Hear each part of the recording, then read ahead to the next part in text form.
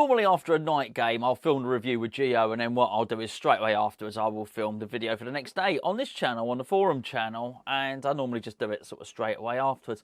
I've got to say, I was so worried about what I saw, particularly in the second half after the substitutions, that I had to go and pinch a Freddo Frog from my kids' stash. Basically, bad dads, but you know what? It's got to be done. There's not many things that make me feel better, but a stolen Freddo is definitely going to do it. Actually, I was going to say I joke. Actually, not a joke. I have actually stolen that. That performance was bad. It was really, really bad in the second half. All right, I thought in the first half it was okay from an attacking perspective, but that defence has got me worried. That defence has got me really worried, particularly ahead of the Everton game. Now, later on today, myself and Gio will do the Everton preview, and we'll talk about stuff in more depth then, and what team we should play and how we should play and what formation. I don't think it's giving much of a spoiler if I said I want to revert back to 4 at the back. I think that if everything's going well for you, in terms of a team, I think you could probably, if you've got a bit of credit in the bank and you've got some points on the board, I'm talking about the league here, obviously, you can probably get away with switching formation. I think when things are bad, I don't think it's the right time to ask people to start learning new things. I know we've played it before. I know we've played the formation in previous seasons. But in the main, most of the games in the past 2 years we've played before at the back. I think we need to go back to it. I understand what he's trying to do. I understand he's trying to make us more attacking. But actually, I believe he's in such a predicament at the moment, Moyes, in terms of the points in the league, that actually he needs to get points on the table, and we need to go back to being difficult to beat, and I don't think we are. I think what happened, what's sandwiched in between the two Chelsea, in between the Chelsea game, and I mean Chelsea's basically defeats, and I think it was Dynamo Zagreb possibly, that was the last game before Tuchel left. I think it showed how bad Chelsea were, and the fact that they beat us wasn't particularly great. But anyway, back to the Silkeborg game. I thought the defence was a shambles. I thought we were really easy to get at. As I may have, I did mention it in the review, I thought we were opened up by quite easy passes. They were quite a technically decent team. They passed it around okay, but they're not a team that should have a massive cutting edge, and that will be borne out. I might be proven wrong. Maybe they'll go and win the Conference League, get to the semi-finals or something like that. I don't think it's going to happen. I thought we were the architects of almost our own destruction. We won the game, and I get it. And I've got to make the point here as well. When we were doing that review, when we started doing the review, Gio said to me at the very start of the review, he said, right, Gonzo, he said, we didn't have to wait long until the first goal. He said, talk us through the goal. I started talking us through the goal. Wow, I thought the goal was scored, and somebody popped up straight away in the chat, Gonzo, big capital letters, Gonzo, we won, almost as if we won. But I was talking about the goal, and this is the thing. I think sometimes you can get too caught up with the fact that we won, that you don't actually discuss what went wrong. Well, you know what? I discussed the goals we did score, which I thought a couple of them were really decent goals as well. I also have to discuss the ones we conceded, and actually it's the ones we conceded that caused me most concern, because I think they were infinitely avoidable. Now, I think what I will say is David Moyes doesn't go in with that team the composition of the team against Everton. There'll be players that started in that won't start against Everton. That being said, I don't think it looked particularly promising, and I do hope. Well, as I say, we'll talk about the Everton game when we in the video later on today. But I do think he's under a little bit of pressure now. Not so much in the Conference League. I think the other game went for us with a draw. So they both shared the points. We get another win, 6 points. Great. Okay. So in that tournament, it's all great, but you really have to carry some momentum going into the game that we're going to play against Everton. And whilst we've got momentum of the win, I don't feel we've got momentum of performance. We were really, really hanging on for dear life. And I mentioned about the focal point, us losing the focal point. I sort of get it. I sort of understand why we didn't bring Antonio on in that game, because I think he was a bit worried about injury, and I'm not sure how accurate it is with the modern 4G pitches. I think wonder if Moyes sort of thinks back to, his recollection of the playing days of the plastic pitches they used to be. They're not like that anymore. I think they are a lot more forgiving on the joints. But I sort of understand why you wouldn't want to risk Antonio. But what happened at the end was a real mishmash of an attack, which actually, left us quite exposed at the back, and the defence was nowhere near good enough to be left exposed at the back. By the way, I've not finished there. I want to talk about a couple of individual performances. Before I do, may I please tempt you by downloading the Spitch app, which you can download by clicking the link below. The Spitch app is a fantasy football app, and it's one that you can either play for free or you can pay to play and win big money, up to £70,000 worth of prizes each and every week. But there is also a free-to-play game where you can win between £500 and £600 each week. And the best thing about it, I say the best thing about it, lots of good things about it, is it refreshes every game week. So if you weren't there at the start, don't worry. If you missed game week 1, game week 2, and game week 3, it all starts afresh. Now, we've got a little mini league, little Hammers Chat mini league, which hopefully I shall pop up there. You'll see myself and Gio, little smiley faces. Actually, we're not smiling, really, are we? The Hammers Chat mini league, when you sign up for the Spitch app, and you do have to be 18 and above because there is a gambling element to it, there's a community search bar. Just type in Hammers Chat. It'll allow you to click and join in our fantasy football. I mean, we've got a big week coming up. I'll display my team tomorrow for the Everton game, and then we'll see how I've picked. I might go all out. I'm not sure how many West Ham players I'll be picking for that. But anyway, check it out. It's free to download, and if you want to, free to play. Okay, some performances. I'm worried about Soufal. He saved us at the end, by the way. I felt that would have been 3-0 if he hadn't saved us at the end. But I'm a bit worried about his delivery. I think there's an awful lot that can be fixed within the team in terms of the functionality of the team, in terms of the way we're playing. Sorry, I keep looking at that. I keep seeing that Freddo frog there, and I think, can I pause the video and eat the Freddo frog? Probably not. So it's catching me. I'm going to put it to one side. Now I can see it in my periphery. I think a lot of this stuff can be sorted out. Emerson, I'm struggling to make my mind up on Emerson at the moment. I think there's good parts to his game. Certainly, he helped force the corner for our goal that we scored with Dawson. And I'm pleased to see Dawson back. But I don't want to see Dawson in that formation.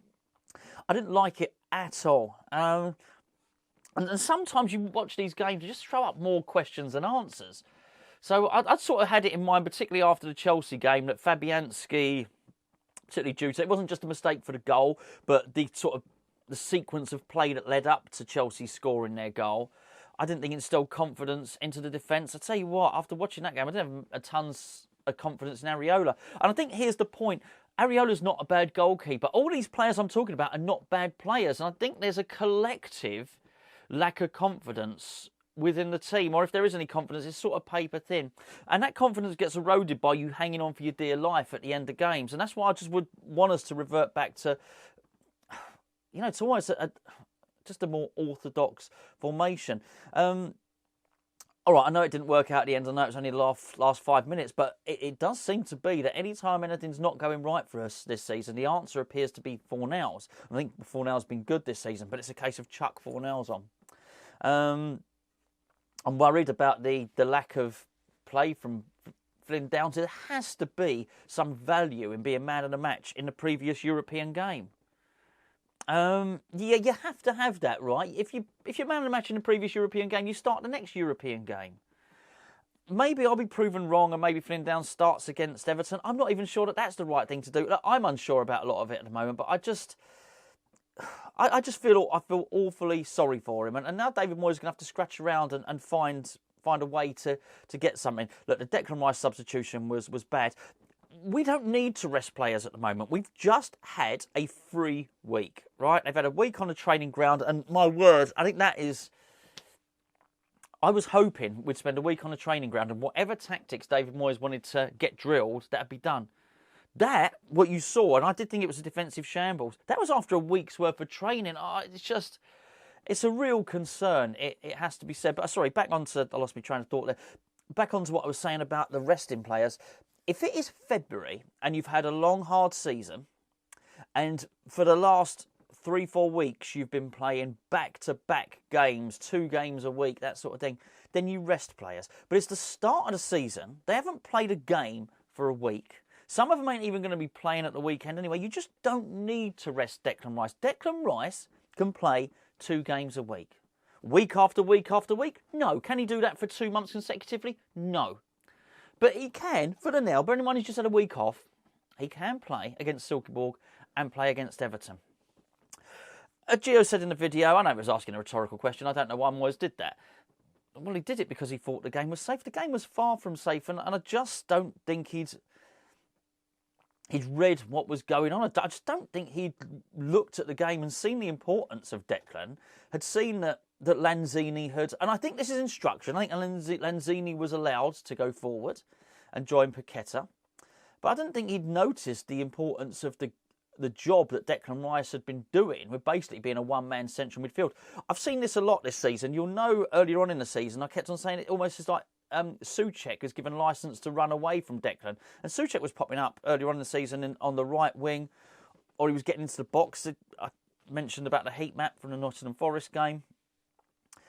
Too often, we're being left isolated with one midfielder in the middle, and that tends to be Declan Rice. I think that's one of the reasons it looked so good in the FCSB game, was because you had Declan basically playing right next to Flynn Downs, and it worked.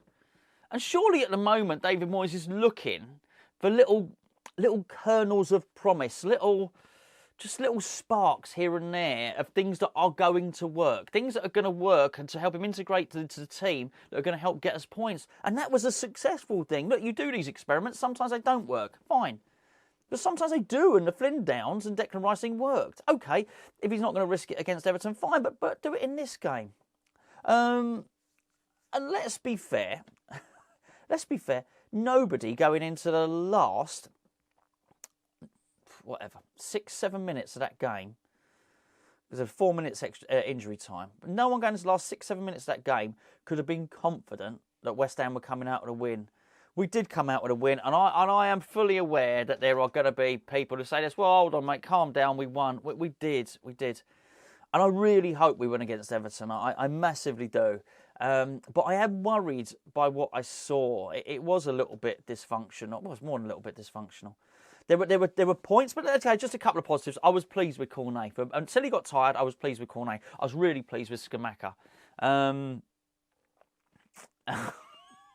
Struggling. I thought Declan Rice did play well until he went off. I'll say that. I thought Cresswell was adequate in there as well. I think there was a lot. I mean, I'd have liked to have seen more from Paqueta, but I don't necessarily think it helps. I'm not sure I don't think that's the right formation for him. I say it's not the right formation for Dawson. I don't think that's the right formation for Paqueta. Play him as a number 10. I mean, you've got, you spend all that money on a player. I don't know. Look, you can make up your own mind whether it's 40 million, 45 million, 50 million, 55 million, whatever. Whatever. It was a lot of money. It's our record signing. The club announced it as our record signing. Don't make your record signing as a football club and not play a formation that suits him. That's what we did. Anyway, what I am prepared to do though is, I mean, excuse me. By the way, Gio was saying go and get your player ratings stuff from our store, hammerschatstore.com. We got our player ratings, which we'll be doing later on this morning. In the last player ratings, I'm not going to open up the book and show you what I've written. That's some secret squirrel stuff there. But we credited David Moyes with making the correct substitutions in the last game against our Bucharest, FCSB. We credit, and he deserved credit for that because he saw there was a fault in the game. He saw there was something that wasn't working and he changed it.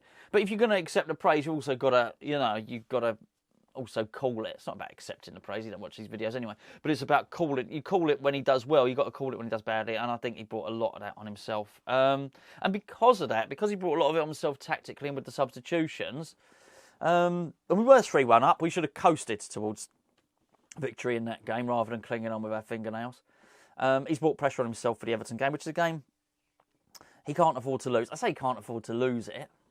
I don't think he's getting sacked after, if he loses the Everton game. I don't want him to lose the Everton game. I don't want to go into an international break in the bottom three, having played crap. I want to go into the national break, with a wonder goal from Paqueta and everyone playing well. And anyway, listen, sorry, I've said too much about the Everton game. Do you know what? I'm going to go now and I'm going to eat my Freddo Frog. I thought it was called Freddy Frog. Anyway, definitely Freddo. I will catch up with you tomorrow. The rest of you, we'll catch up soon.